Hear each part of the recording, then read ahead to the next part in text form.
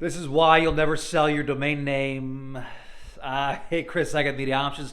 Help companies acquire the raw version of their brand. Brooklyn's some of the best domain names on the planet. Check that out over at mediaoptions.com. Check out chriszuiker.com. Check out dnx.com. Check out my YouTube channel if you're not already on it. And check out my podcast at chriszuiker.com and Apple iTunes. It's got over like 900 episodes now. A lot of episodes in the works. Some new ones coming out today, coming out Monday. Anyways, I did a podcast today, and it was all about the sales process and what keeps buyers from buying and what keeps sellers from selling. Okay, so I'm not necessarily picking on the sellers here or domain investors and buyers, but there's a real reason and a real kind of a formula. So I share my view on selling. As far as like getting a buyer to buy, and that's worldview, self-view, and roadmap. So worldview is this thought of whatever you're trying to sell. In this case, it's domain names, right? So you approach them with a domain name, and this buyer's like, hey, it doesn't matter, domain names are important. And you're like, but they are, that they're super important. It's like real estate in New York. They're like, no, they're not. We can do it with this, and we're okay spending the money. And you're like, but you're an idiot, and you go down the line. And, this worldview aligns with why I created the 7 dimensions to why a domain name is important, right? How a domain name impacts your brand and impacts your brand. Okay, so there's global positioning, industry positioning, branding, marketing, SEO, email security, and the ability to scale. And in many instances, like this ability to scale is the biggest risk that a company has, is not owning their brand. And I give examples, one of the best examples is workforce.com and workforcesoftware.com. Go to the two, can't tell them apart.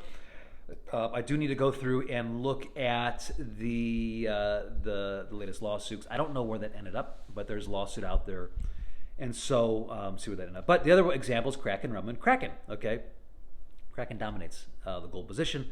Kraken Rumble is direct response marketing. They spend money and it's gone. Right? It's like in and out. Versus this long tail with organic and owning your brand, owning the message. I mean, every brand should want to own the message, right? Why would you let another brand out there? Okay, anyways, I'm digressing. That's worldview. Self-view is, we talk to founders and like, Chris, I know I need it, but I just, I can't wrap my head around that. And it's really belief in can they buy it, right? It's really belief in themselves. And that's where like testimonials come in and examples, because they see that and say, okay, yeah, it really is an asset. It really is something that's going to impact my business in a foundational way. Then from there you go to roadmap. Like you could have a buyer, worldview aligns, the self-view aligns, and yet the roadmap, there's no way to buy the domain name, right?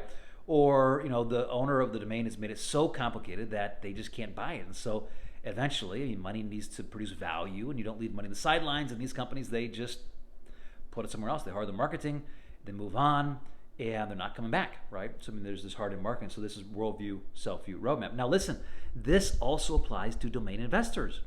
It's interesting because at Media Options, we're kind of in the middle of both of these, right? We're negotiating, first negotiation and acquisitions with the buyer, and you're like, okay, listen, here's what it is. I know you want to spend $2,000, but it's worth a little bit more. And we talk about what you want to pay, what it's worth to you, and what it'll take to get it home, right? You want all these to kind of align. Anyways,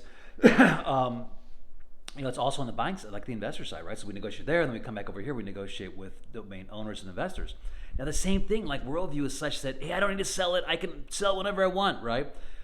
This is an asset. It's going to go up in value. It's never, your offer today, if you'll pay X, you'll pay twice that. Okay, that's worldview, right? Like I don't need to sell it. I don't want to sell it. It's producing value for me while it's producing nothing for you, right? And then the self-view, once again, it's like you look out, you see people who are selling and say, well, look, they did this, I can do this, right? They sold their domain name for, $20,000. I can sell mine for $20,000. They sold their domain for $200,000. I can sell mine. They sold their domain for $2 million, and you project that on yourself. Now, listen, there's a time and a place for that, okay?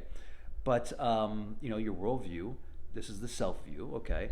The self-view, I think, would align as far as selling a domain name is like, hey, listen, I can take this and I can put this asset to better use.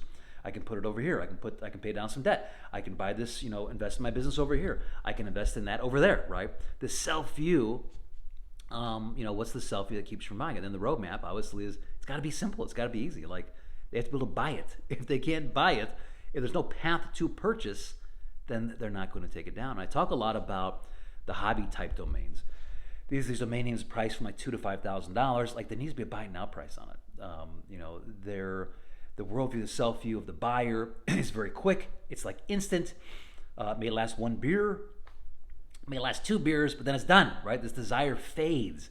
And I think that's what domain investors don't see, is that a lot of times they think there's this burning desire that's just going to like take down your domain and you're going to make this purchase for what it takes. And that's just not the case. I mean, there's logic, there's emotion, there's desire, then there's logic, right? There's interest, desire, and most, I think, some domain investors confuse interest with desire. Okay, and they confuse this, and they think that desire is going to be burning and lasting, and it's going to move along. And it's actually a frame I'm creating right now. Got a video with James Al's coming this next week, and I want to create this frame that really looks at this, like this progression of a domain name, the risk, kind of over and under as far as when you sell this domain name. But in many instances, like you have one brand, okay, you have one company, right, one main company. And talk about Voice.com. They sold it for 30. He bought it for $30 million, right? Kind of pivoted twice. If you had to go back and say, hey man, would you buy that for $30 million today? Probably say no, right? You probably say no. Like that was the best offer and the best use case. Now every domain has a best offer. Your objective is to find that, right? Domain names going up in value, but that doesn't mean to say that your best offers go up, right? Are going to continue to go up. Like there's one time and a place. I don't know. Could last over a decade. I don't know.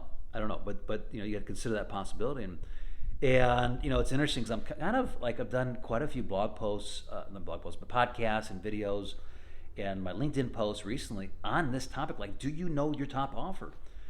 And I think it's because there's a lot of confusion around price discovery. Okay, eggs are 40 cents. Were 40 cents. Now they're like $3, right? Your car was $40,000. Now it's $80,000, right? So there's this weird dynamic right now with price discovery and like what should things cost? What should things cost, right? And there's confusion in the domain world. But go back, listen to my videos as far as domain values, my 3 pillars: raw equity, brand equity, perceived equity. Like there's a way to look at this. And if you get this wrong, you pass on your best offer.